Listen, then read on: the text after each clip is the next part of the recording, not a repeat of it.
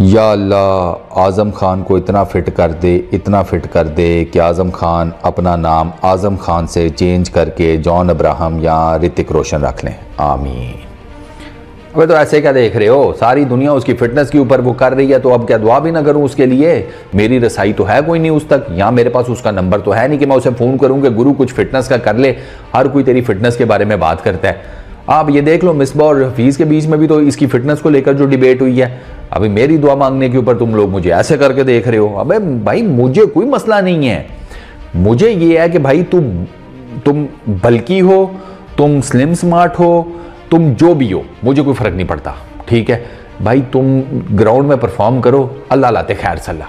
अब ये जो अपना ये सवाल है, ये कौन सा कोई जिसे कहते हैं कि भाई इसके कोई बड़े सिक्स पैक्स हैं, मसल्स हैं, ये है वो है, लेकिन भाई साहब वो उस फिजिक के साथ भी छक्के मारता है, डबल सेंचुरियां मार रहा है, सब उसका फिट चल रहा है।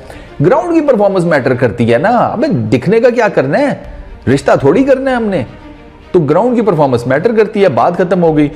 अब मिसबा भाई ये कहते हैं कि आज़म खान की फिटनेस से रिलेटेड मुझे कोई ज़्यादा इशू नहीं है, लेकिन एटलीस्ट उसे अपनी फिटनेस उस लेवल तक तो ज़रूर रखनी चाहिए कि वो जिसे कहते हैं ग्राउंड में एक बेहतर परफॉर्मेंस दे सके।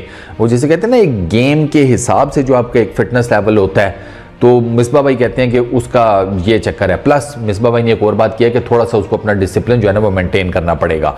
अच्छा, हफीज़ ने इसके ऊपर तड़का ये लगाया। हफीज़ कहते हैं कि मैंने भी इसको यही कहा था कि यार देखो, मैं तुम्हें ये नहीं कह रहा तुम मोटे हो, पतले हो, वटेवर, वो छोड़ दो, लेकिन तुम अगर थोड़ा सा अपने आप को ज़रा थोड़ा सा बेहतर कर लो फिटनेस के मामलात में, थोड़ी सी ज़रा तुम्हारी बैटिंग की क्वालिटी बेहतर हो जाए, तो उसके लिए उसमें फिर आपके लिए ना ज़रा ज़्यादा एक एज बन जाता है एज ए बैट्समैन। और ये बात कहाँ से शुरू हुई? बात आज़म के उस बयान से शुरू हुई थी जिसमें आज़म ने कहा था कि यार मुझे लीग क्रिकेट में ना ज़्यादा जिसे कहते हैं अपॉर्चुनिटीज़ मिलती हैं, और जब मैं नेशनल साइड में जाता हूँ पाकिस्तान की, तो वहाँ मुझे ऐसा लगता है कि मुझे एलियनेटेड कर दिया गया है, मुझे मेरे हिसाब से चीज़ें मिलती नहीं हैं। यानी कि बेसिकली उसने कहा था कि मुझे ना लीग क्रिकेट में एक ज़्यादा आज़ादी है एज़ कम्पेयर टू पाकिस्तान की क्रिकेट। और प्लस आज़म ने यह भी कहा था कि पाकिस्तान की क्रिकेट टीम में मुझे ना एक ये भी फील करवाया जाता है कि आई डोंट बिलोंग हेयर, कि मेरी यहाँ पर जगह नहीं बनती। वो मतलब इस तरह का रोना धोना आज़म ने किया था। तो उसके ऊपर इन दोनों ने ये कमेंट किया था, मिसबा ने भी, और क्योंकि मिसबा ने भी उसके साथ किया हुआ काम और हफीज़ ने भी आपको पता है किया हुआ है, तो इन दोनों का ये था कि यार हम ये नहीं कहते कि ये अपनी फिटनेस के ऊपर अपने आप को बिल्कुल स्लिम स्मार्ट कर लें या समथिंग लाइक दैट।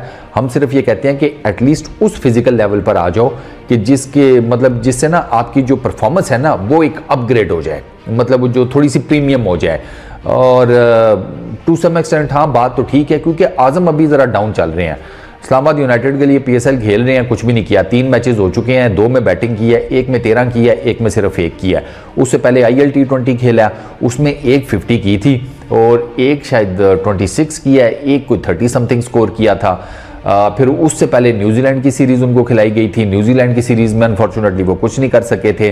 तो अगर मैं ओवरऑल इन 3 सीरीज़ का निकालूँ ना, वो क्या उसे कहते हैं एग्रीगेट या एवरेज, BPL में भी आज़म था शायद, हाँ नहीं BPL में नहीं था, आई थिंक सो BPL में नहीं था, क्योंकि ये तो IL T20 खेल रहा था। हाँ, तो अगर मैं इनकी सारों की एवरेज निकालूँ ना, तो बिलो एवरेज उसकी परफॉर्मेंस अभी चल रही है आज़म की। अब उसमें उसकी फिटनेस का कितना रोल है यार, ये अब इसके ऊपर अब मैं अब बात करूंगा, क्योंकि मुझे तो सीधी सी बात है, मेरा तो नैरेटिव बड़ा सिंपल है भाई जी। मुझे नहीं है कि तू योकोजुना नज़र आता है या तुम कोई कांगड़ी पहलवान नज़र आते हो, मुझे इससे कोई फ़र्क नहीं पड़ता। मुझे यह है कि जब तुम बैट करने जाओ तो भाई तुम्हारे छक्के लगने चाहिए, चौके लगने चाहिए। T20 है ना, तो यानी कि बेसिकली तुम्हारी परफॉर्मेंसेज आनी चाहिए। तुम्हें विकेट कीपिंग दी हुई है, तुम विकेट कीपिंग बेहतरीन कर रहे हो, तो बस ठीक है। बाकी जहाँ तक अपने आप को थोड़ा सा स्लिम स्मार्ट करने की ज़रूरत है, तो हफीज़ का गिला ये है कि हमने इसको पूरा वर्क प्लान दिया था, हमने इसके साथ लोग लगाए थे, इसको टाइम भी दिया था, लेकिन आज़म खान ने कुछ भी नहीं किया अपनी फ़िटनेस के बारे में। और आज़म कुछ ऐसा करना चाहता भी नहीं है, क्योंकि मैंने आपको बताया था ना कि उसके अंदर ये डर बैठा हुआ है कि अगर मैंने अपने आप को मतलब मैंने वेट शेट श्रेड किया और मैं अपने आप को स्लिम स्मार्ट करने के चक्करों में पड़ा, तो ये जो पावर है ना मेरे हाथों में, ये गायब हो जाएगी। उसको ये लगता है आज़म को, ये उसने मैंने कहीं पढ़ा था, उसकी स्टेटमेंट थी या उससे एसोसिएटेड किसी बंदे की स्टेटमेंट थी कि उसके अंदर ये डर है कि मेरा अगर ये वज़न कम हो गया ना, तो मेरे जो ताकत है ना हाथों में, जो मैं छक्के शक्के बड़े लंबे शंबे मारता हूँ, तो वो सब कुछ चला जाना है। उसको ये डर है। अब उसमें फिर बाबू डर रहा है, तो डर तो मैं तो नहीं निकाल सकता उसके अंदर से।